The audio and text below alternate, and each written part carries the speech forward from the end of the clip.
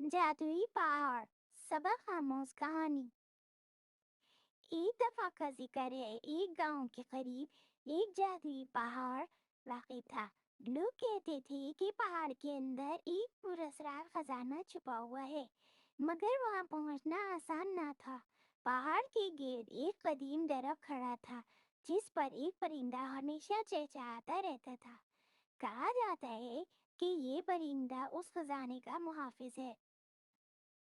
एक दिन एक बहादुर लड़का अहमद, जो हमेशा नई मुहिम की तलाश में रहता था, उसकी आंखों में मुहिमजोई के ख्वाब थे।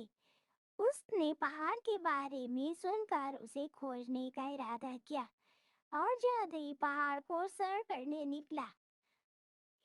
उसके दादा ने उसे एक पुरानी किताब दी थी, जिसमें उस पहाड़ के राज दर्ज थे।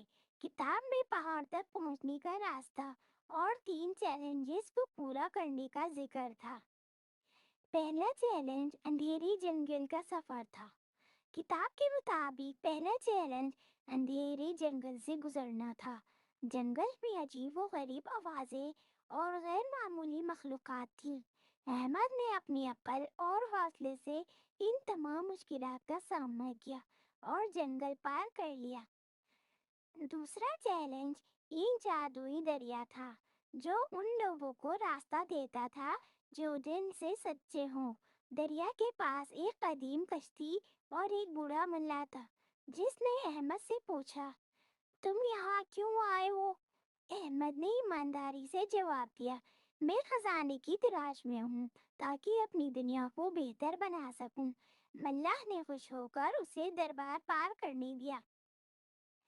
आखिरी चैलेंज पहाड़ के दरवाजे पर था, जहाँ एक सुनहरी परिंदा बैठा था।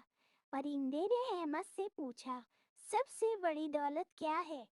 अहमद ने सोचकर जवाब दिया, सबसे बड़ी दौलत मोहब्बत, सच्चाई और दूसरों की मदद करने का जज्बा है। परिंदा मुस्कुराया और दरवाजा खोल दिया। अहमद पहाड़ के अंदर दाखिल हुआ और उसने पहाड़ के अंदर रोशनियों से भरा एक कमरा देखा, जहाँ सोने चांदी के साथ एक किताब थी। उसमें लिखा था, ये खजाना उन लोगों के लिए है जो दुनिया में मोहब्बत, सच्चाई और इंसाफ का पैगाम फैलाते हैं। अहमद ने गांव वापस जाकर खजाने को सब में बांट दिया और मोहब्बत, सच्चाई की तालीम दी। गांव में खुशहाली आ गई और जादुई पहाड़ की कहानी नस्ल दर नस्ल सुनाई जाती रही।